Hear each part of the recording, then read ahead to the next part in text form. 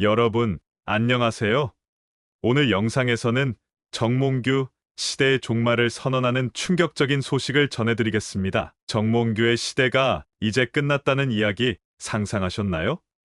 축구협회 내부 사람들은 모두 정몽규의 편인 줄 알았던 것이 사실은 그렇지 않았습니다. 그들은 오히려 정몽규를 향해 칼을 갈고 있었던 것이죠. 현재 축구 팬들 사이에서 자주 보이는 풍경은 정몽규, 나가, 라는 외침입니다. 지난해 승부 조작 비리 축구인 사면, 파동 이후 클린스만 선임 및 경질, 100억 원, 위약금 논란, 감독 선임 과정에서의 문제 등 축구 팬들의 분노를 사고 있는 일련의 사건들이 정몽규 회장 퇴진을 요구하는 이유가 되었습니다. 노조 측에서는 정몽규의 연속된 실정을 지적하며 문체부 감사와 국회 문체위 긴급 현안질의 출석, 축구 팬과 언론의 성난 여론에 아랑곳하지 않고 오로지 자신의 자리를 지키려는 정몽규 집행부의 행태를 무능 그 자체로 평가했습니다. 이러한 비판은 상당히 노골적입니다. 정몽규 집행부의 무능함에 대한 비판과 함께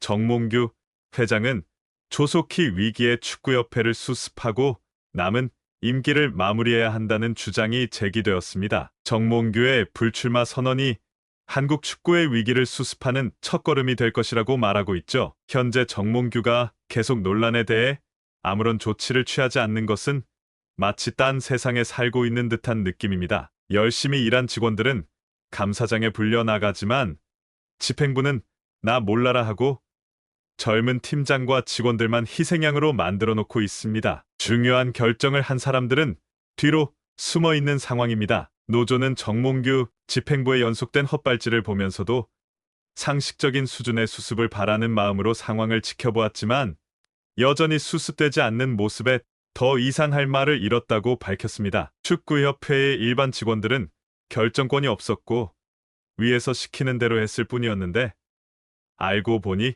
그것들이 모두 비리와 절차상의 문제가 있었던 것이니 얼마나 황당한 일입니까? 정몽규의 이런 행태는 한두 번이 아닙니다. 대한축구협회가 아수라장이 된 것은 이미 오래된 일이죠. 아시안컵 탈락 이후 클린스만 감독 경질 요구가 빗발치던 가운데 정작 당사자는 아시안컵 참패에 대한 평가를 외면하고 입국 이틀 만에 미국으로 떠나버렸습니다. 축구 팬들은 협회 앞에서 시위하고 한 시민단체는 정몽규 회장을 강요, 업무방해, 업무상 배임 혐의로 고발했습니다. 감독 경질을 놓고 벌어진 논쟁이 갑자기 선수들 간 물리적 충돌 문제로 전환되었고 선수들 간 문제를 감싸주기보다는 선수들이 잘못되었다고 말하기까지 했습니다. 이 모든 문제의 핵심은 무엇일까요?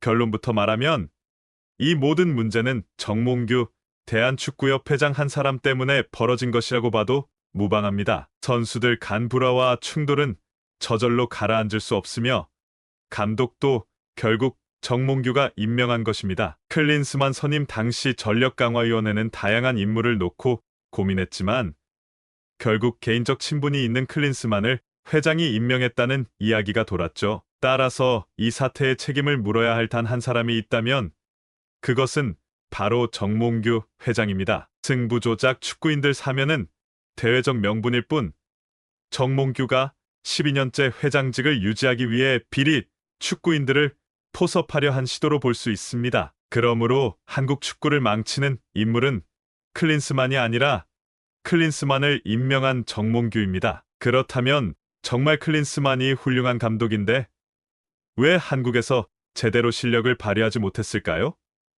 히딩크와 비교해보면 이해가 가실 겁니다. 클린스만 선임 당시의 반응은 믿을 수 없음이었습니다. 유럽 명문 구단 감독을 지낸 사람이라 특히 1998 월드컵 예선에서 한국을 무참히 짓밟았던 네덜란드 국가대표팀 감독이었기 때문입니다. 그 당시 부산 아이콘스의 김호곤 감독은 백을 써서라도 코치로 가려고 했다며 많은 것을 배울 기회라고 회고했지만 협회는 만류했습니다. 결국 박항서 등이 코치로 가게 되었고 당시 훈련 방식과 전술은 이후 한국 축구의 밑거름이 되었습니다. 클린스만은 선임 당시부터 자질 논란이 있었고 자신의 사퇴를 SNS에 일방적으로 올리는 등의 행동으로 최악의 모습을 보였습니다. 필립 람은 자서전에서 클린스만 밑에서 체력 훈련만 했다고 말해 논란이 되기도 했습니다. 실제 클린스만은 한국 대표팀 감독으로 취임한 이후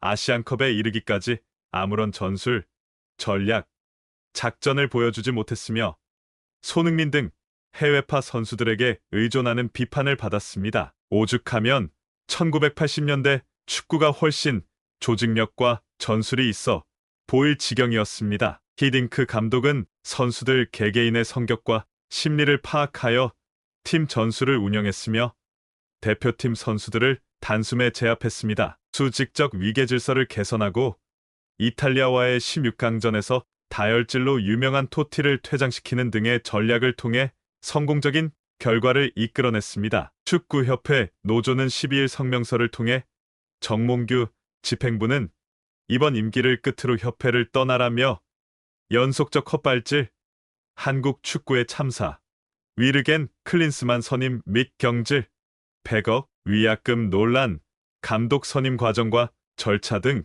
축구 팬들의 공분을 샀다. 일련의 사태가 정몽규 회장 퇴진을 외친 이유가 됐다고 밝혔습니다. 노조는 정몽규 집행부의 전횡을 고발하며 꾸준히 대안을 제시했다. 승부 조작 비리 축구인 사면과 같은 대중의 정서와 동떨어진 결정은 정 회장이 선임한 임원들과 이사회가 원인이다며 정몽규 회장의 사선 가능성에 맹비판을 남겼다고 덧붙였습니다.